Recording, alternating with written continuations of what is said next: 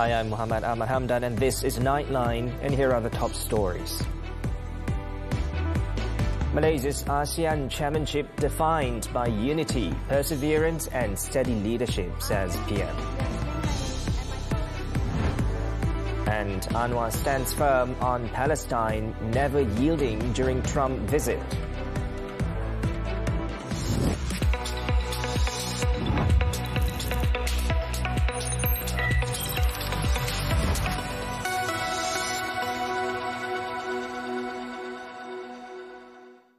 Good morning. Prime Minister Datuk Seri Anwar Ibrahim has expressed pride in Malaysia's successful completion of its 2025 ASEAN Chairmanship, saying the year had showcased the nation's commitment to unity, perseverance and steady leadership. In his address at the closing ceremony of the 47th ASEAN Summit and related summits in Kuala Lumpur on Tuesday, Anwar said the bloc has once again revived meaningful dialogue and is steering the region toward a future of hope and justice. According to Anwar, Malaysia's successful hosting of the summit reflects how ASEAN can function effectively when guided by patience, rationality and a shared sense of purpose. He also expressed confidence in ASEAN's continued unity and resilience. He acknowledged that no single chairmanship or generation can resolve every crisis at once, but stressed that what matters most is that each action and every step taken helps to build a new future for ASEAN. Some crises will persist. Some lives remain shadowed by fear and want. Yet history seldom leaps. It bends slowly through the will, labor, and sheer stubbornness of those who refuse to despair. I salute you, leaders, because you refuse to despair.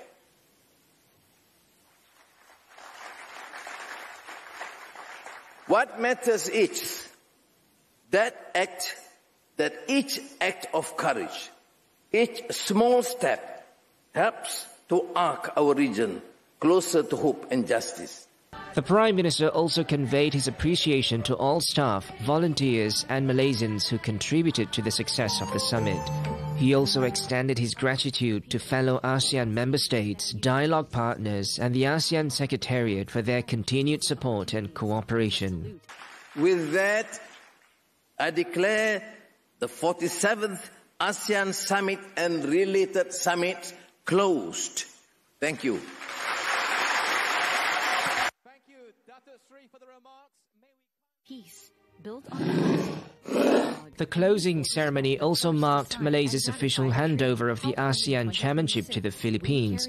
The Prime Minister presented the symbolic gavel to Philippine President Ferdinand Marcos Jr. The Philippines will assume the role of ASEAN Chair beginning January 1st next year. This will be the sixth time the country has held the ASEAN Chairmanship following its previous terms in 1976, 1987, 1999, 2007 and 2017. His Excellency Meanwhile, Marcos said the Philippines is honored to assume the responsibility of chairing the ASEAN Summit next year. He added that the country is committed to sustaining the momentum set by Malaysia under the theme Navigating Our Future Together through the implementation of the ASEAN Community Vision 2045. This year, Malaysia steered ASEAN with clarity and conviction. I commend not only Your Excellency's leadership, but also the steady hands and warm hospitality of the government of Malaysia. Speaking at the 28th ASEAN-China Summit, Anwar said ASEAN's growing diplomatic maturity in maintaining balance and constructive relations with the world's major powers. He said the principles of ASEAN centrality will remain key to deepening the bloc's engagement and cooperation with all partner countries.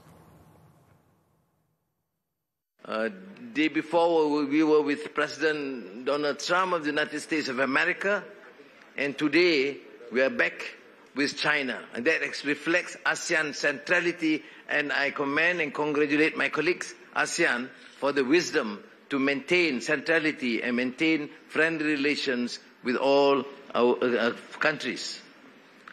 The presence of Chinese Premier Li Qiang at the summit also reflects Beijing's strong commitment to strengthening its ties with ASEAN. And we are honored to have you again today. It is a reflection of China's firm and unyielding commitment to deepening ties with ASEAN.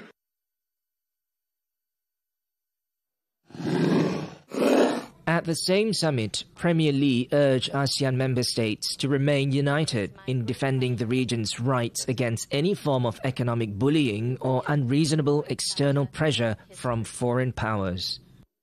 Many countries are slapped with unwarranted high tariffs. Development today faces greater risks and challenges.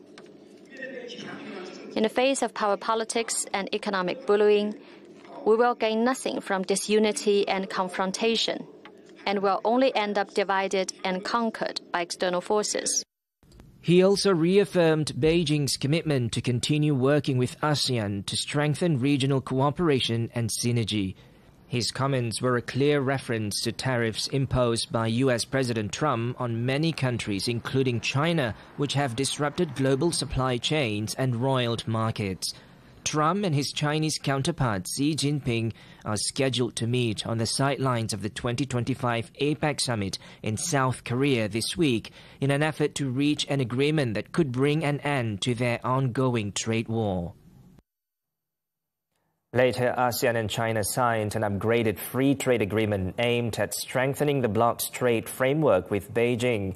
Known as the ASEAN-China Free Trade Area, ACFTA 3.0, the agreement expands cooperation into new and emerging sectors, including the green and digital economies. The signing ceremony held on the final day of the 47th ASEAN Summit was officiated by ASEAN Economic Ministers Chair Datuk Seri Tengku Zafrul Abdul Aziz and China's Commerce Minister Wang Wentao, and witnessed by Anwar and Premier Li. It was then handed over to ASEAN Secretary General Kao Kim Horn. Now we have seen and witnessed the ACFTA 3.0 upgrade protocol, which marks an important step in our economic cooperation. And I thank again my colleagues in ASEAN and China for this spectacular feat in terms of the FTA as the first ASEAN-China FTA. And we have just witnessed the signing of the China-ASEAN Free Trade Area 3.0 upgrade protocol, heralding a new opportunity to expand and enhance our economic and trade cooperation. ACFTA 3.0 focuses on future-oriented sectors such as digital and green technologies, as well as supply chain resilience, competition and consumer protection, and support for micro, small and medium enterprises. This upgraded agreement also reflects the shared commitment of ASEAN and China to modernize cross-border trade mechanisms in line with current global economic trends and priorities. The enhanced ACFTA 3.0 is expected to generate positive economic spillover effects for the region, including Malaysia. Economist Muhammad Afzanizam Abdul Rashid said the agreement could serve as a platform to promote greater economic activity. Hopefully, this will translate into further diversifications in terms of market access to China and vice versa. And along the way, it will help to promote a better integration as well as capacity building, especially among our micro, small and medium enterprises, MSME. And perhaps also it will encourage further labor mobility within the ASEAN and China. Anwar and his Chinese counterpart also held bilateral talks to explore greater investment and trade opportunities between Malaysia and China. The discussions focused on expanding cooperation in key sectors such as electrical and electronics, aerospace, healthcare, renewable energy, as well as oil and gas, under the framework of the Belt and Road Initiative Cooperation Plan. The talks also covered the expansion of the East Coast Rail Link ECRL project and enhanced port collaboration between both nations, aimed at strengthening Malaysia's position as a regional logistics and maritime hub. Malaysia also welcomed continued investments from Chinese companies in the digital, semiconductor and green technology sectors, in line with the nation's aspiration to become ASEAN's leading innovation hub.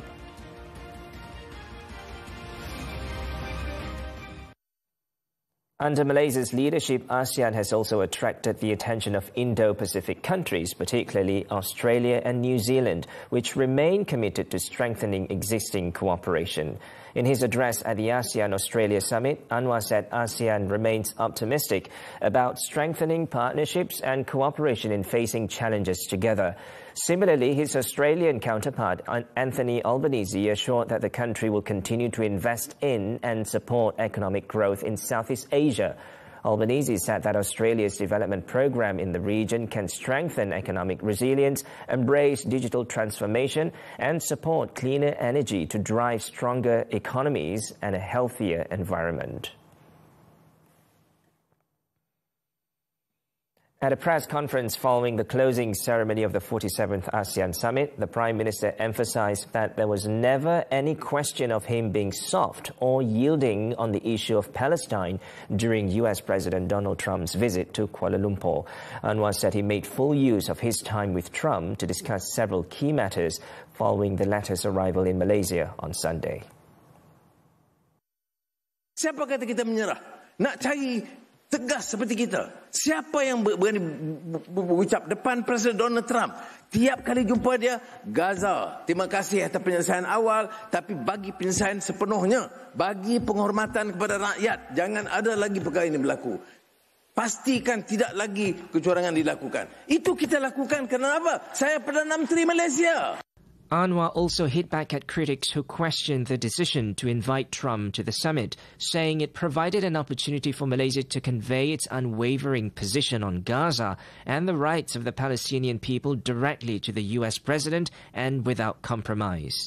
Kita ucap terima kasih dan kita minta biarlah komprehensif. Yang 20 poin itu tidak cukup komprehensif kerana tak sebut tentang negara Palestin, tak sebut tentang tebing barat secara teliti. Anwar also pointed out that during the session with all ASEAN leaders, he once again conveyed the message openly in front of Trump. In another development, Anwar dismissed allegations that Malaysia had compromised its sovereignty by signing the new reciprocal trade agreement with Washington. He explained that the agreement had allowed Malaysia to significantly lessen the impact of tariffs on its key exports, particularly semiconductors, to the US. The tariffs, of course, I said 19% is still high for us, but then he has now imposed a zero tariff on the our major facility, including our major export, semiconductor for now. I of course, thank him for that. Under the deal, the US agreed to maintain a 19% tariff ceiling on Malaysian exports, down from a potential 25%, and grant tariff exemptions on 1,711 Malaysian products. These include palm oil, aircraft components and spare parts, as well as pharmaceuticals. Collectively, these products contribute up to 22 billion ringgit and account for about 12% of Malaysia's total exports.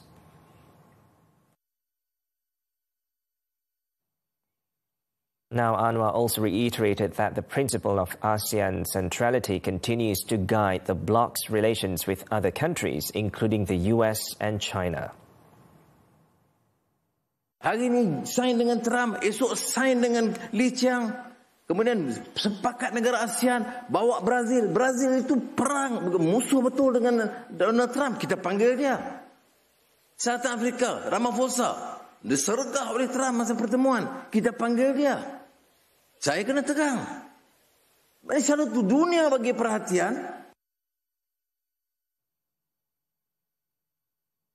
And later, during a dinner celebrating Timor-Leste's formal entry into ASEAN, Anwar reminded ASEAN member states to continue upholding moral principles and humanitarian values in all their policies and decisions. He said it was these very principles that motivated Malaysia to support Timor-Leste's admission as ASEAN's 11th member state. What the world lacks now is a voice of conscience, moral clarity. And this country, this man, Ahmad Horta, has that which the world lacks.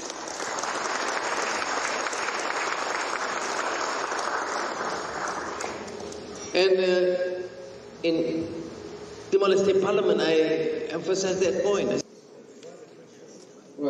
Anwar also emphasized that these principles should guide global efforts to tackle humanitarian issues, citing Malaysia's consistent stance in defending the rights of the Palestinian people and supporting other international humanitarian causes.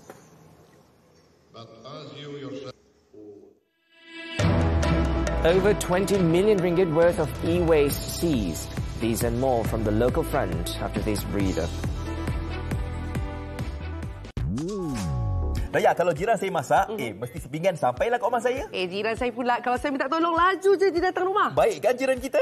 Fat, awak tahu tak, kalau kita terdedah terlalu lama dengan cuaca atau air sejuk, kita boleh terkena hipotermia dan boleh membawa maut. Kini jenayah melibatkan remaja sangat membimbangkan. Adakah tekanan emosi atau masalah mental menjadi punca? Keganasan rumah tangga dan kemarahan antara punca lafaz cerai luar mahkamah berlaku. Isnin hingga Jumaat jam 10 pagi. Eksklusif ditonton dan TV3. Wanita hari ini.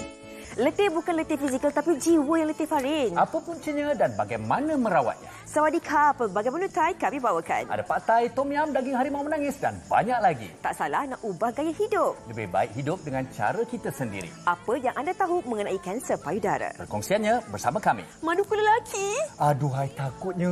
Nak tahu kisahnya bersama kami di Wanita Hari Ini TV3? Stream sekarang melalui tonton. Wanita Hari Ini. Memang betul-betul rohani. Memang penuh dengan darah lah. Seorang lelaki warga emas mengaku bersalah di Mahkamah Tinggi Ipoh atas pertuduhan membunuh abang dan kakak iparnya 2 tahun lalu. Tertuduh sempat mencapai kapak untuk mencederakan kedua-dua mangsa ini. Dia libat kan? Kecederaan tu dia merata-rata. Yang tragiklah apabila pembunuhan tu melibatkan saudara kandung dan juga isteri kepada abang sendiri. Bayar sewa, bayar apa semua pakai duit saving. Pernahlah sebulan lebih tak ada air. Kita orang sampai putus beras. Tak ada benda nak makan. Sampai beli kuah dal dekat kedai RM1. Mamak tu kata, nak buat apa bang? Dia kata nak makan. Bini nak makan dengan roti. Saya memang sedih lah. Nak marah pun ada. Sebab saya tak boleh nak bahagiakan keluarga saya. Dengan keadaan saya sakit macam ni. Isteri sakit, anak sakit kan. Welcome back. The 2026 academic calendar for national and government-aided schools will once again begin in January. For Group A states, classes will commence on January 11th, while Group B states will begin a day later on January 12th. According to Education Minister Fadlina Siddiq, the adjustment will return the academic calendar to its original schedule prior to the COVID-19 pandemic. She said the successful return of the school session to January was carried out gradually and in an orderly manner without disrupting the operations of educational institutions. Next year's school session for a group of states consisting of Kedah, Kelantan and Terengganu will run from January 11th to December 31st. For Group B states, the school term will begin on January 12th and conclude on December 31st. The ministry has also aligned festive holiday dates throughout the 2026 school year for better coordination nationwide. The Transport Ministry has instructed the Land Public Transport Agency, APAT, to open an investigation paper against Malaysia Airports Holdings Berhad, MEHB, following repeated disruptions of the Aerotrain service at Kuala Lumpur International Airport, KLIA. In a statement, the ministry said the move was necessary to ensure accountability and maintain service standards for airport users. While an adjustment period was initially allowed after the resumption of operations, The recurrence of such incidents has now prompted firm action against MEHB for every service disruption that occurs. Since restarting operations on July 1st, the aerotrain has reportedly experienced at least 19 service breakdowns up until September 30th. MEHB, as the licensed operator, was legally obligated to maintain a satisfactory level of service under the conditions of its operating license. Under the Land Public Transport Act, any breach of license conditions could result in a compound of up to 250,000 ringgit for each offence. Earlier, MEHB explained that a power supply system failure was identified as the cause of Tuesday's aerotrain service disruption. The airport operator said it is working closely with the Transport Ministry and APAT to ensure corrective actions are implemented without delay. In Pulau Pinang, authorities have uncovered an illegal factory processing electronic waste components in Juru. The special operation, codenamed Op Hazard, led to the arrest of 6 individuals and the seizure of machinery and materials worth 22.3 million ringgit.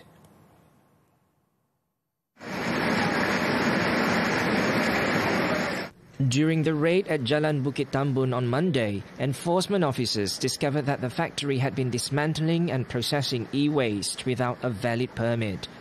The operation, conducted by the General Operations Force, GOF, in collaboration with the State Department of Environment, DOE, and other agencies, was launched following 3 weeks of intelligence gathering.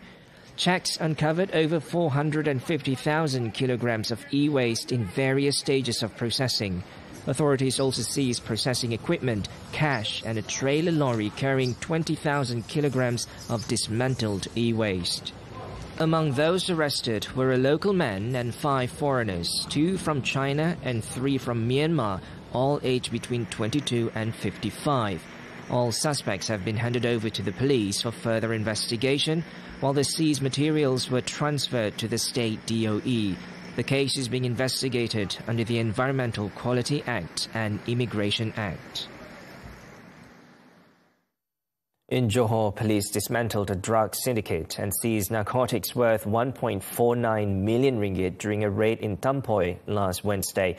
3 suspects aged between 27 and 42 are currently under remand to assist investigations.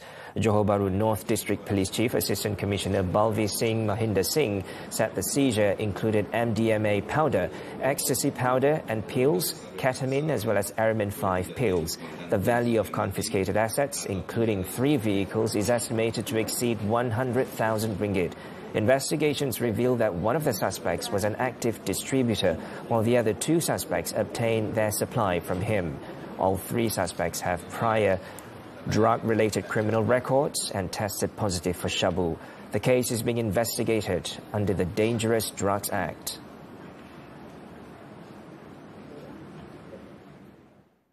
In Kelantan, a pawn shop manager and her boyfriend have been arrested for allegedly masterminding a 5.7 million ringgit gold heist at the Pasir Mas outlet where she worked last week. 5 other employees, including a security guard, have also been detained. The suspects were arrested in separate raids carried out in Pasir Mas and Kota Baru in Kelantan, as well as in Rawang, Selangor. Kelantan Police Chief Datuk Muhammad Yusof said the robbery, which took place at 1 p.m. last Tuesday, is believed to have been an inside job orchestrated by the group. Items seized included 2 knives, disinfectant liquid, cash and the stolen jewellery. Preliminary investigations also revealed that the female suspect, who had worked at the pawn shop for 17 years, had been planning the heist for about a month. All suspects aged between 26 and 66 tested negative for drugs and have no prior criminal records. They have been remanded until Thursday to assist with the investigation under the Penal Code for gang robbery. Israel accused of breaking Gaza ceasefire 125 times. The details when Nightline returns.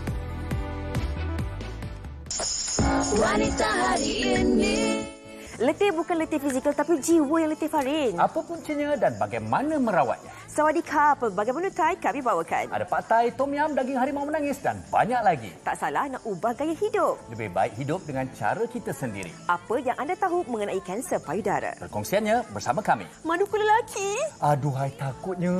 Nak tahu kisahnya bersama kami di Wanita Hari Ini TV3? Stream sekarang melalui tonton. Wanita Hari Ini.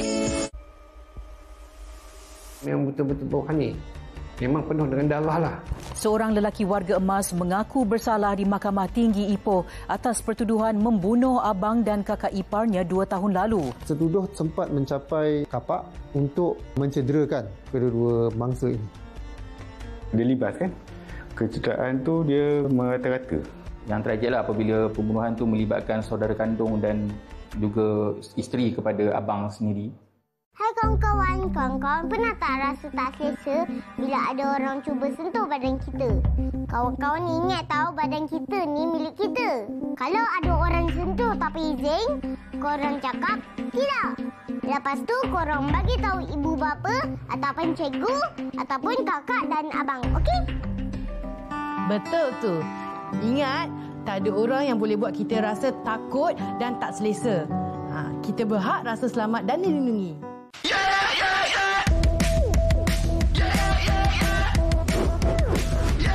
Bersangka buruk dia sudah baik. Kau nak kutuk-kutuk depan sih. Selalu kena kecam dengan netizen. Jangan main fitnah je netizen. Kalau berani buatlah. Gaduh. Tak, bukan. Saya pun nervous juga. Kita pun dah happy ending. Jangan lupa saksikan Melodi setiap hari Khamis pukul 9 malam di TV3. Dan stream juga melalui tonton. Welcome back. The Gaza's government media office has accused Israel of committing 125 violations of the ceasefire agreement since it came into effect on October 10th. The office, in a statement, said that Israeli attacks in violation of the agreement had killed 94 Palestinians in Gaza and wounded more than 344 others. This comes as Israeli Prime Minister Benjamin Netanyahu said Hamas allegedly returned the remains of a previously recovered captive, calling it a clear violation of the deal and stating that Israel would discuss its response. Hamas on Monday handed over the remains of a deceased captive amid growing pressure to return its remaining deceased captives. In the meantime, explosions and drone activity continued to be reported across Gaza on Tuesday despite the ceasefire.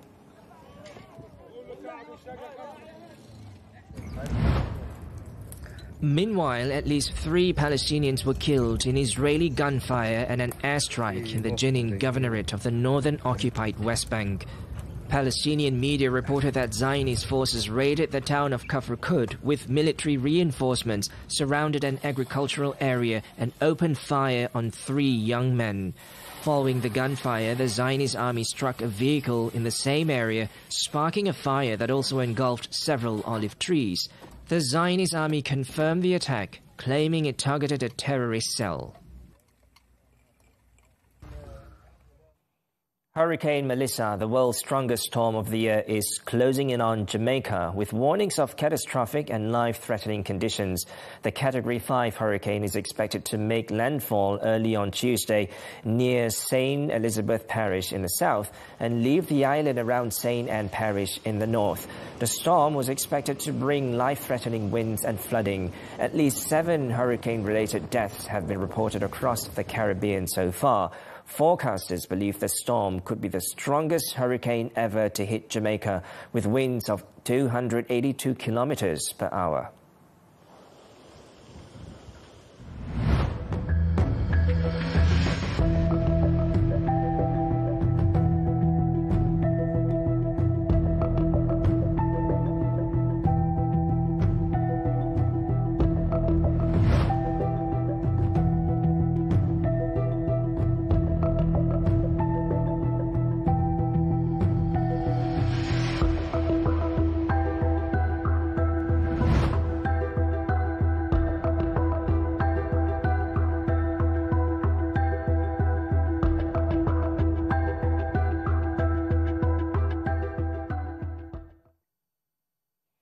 Switching to sports, football, the Malaysia FA Cup, Johor Darul Takzim JDTFC stormed into the semi-finals with a 5-0 aggregate win after thrashing Penang FC 3-0 in the second leg of the quarter-finals on Tuesday night.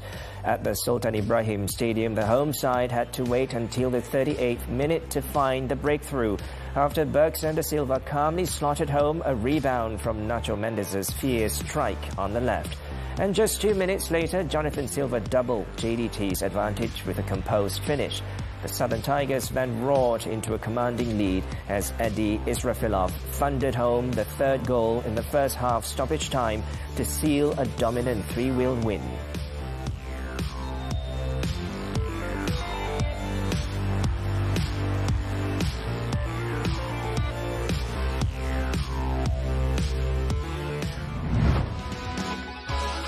At the Sarawak Stadium, Kuching City FC booked their spot in the semi-finals with a 5-3 aggregate win despite a 2-1 second leg loss to Terengganu. The visitors took an early lead through Karika in the 12th minute, but the Cats responded with Rononga equalising from the penalty spot in the 32nd minute. Despite both teams pushing hard in the second half, Karika's second goal gave Terengganu a 2-1 win, but it wasn't enough to overturn the aggregate deficit.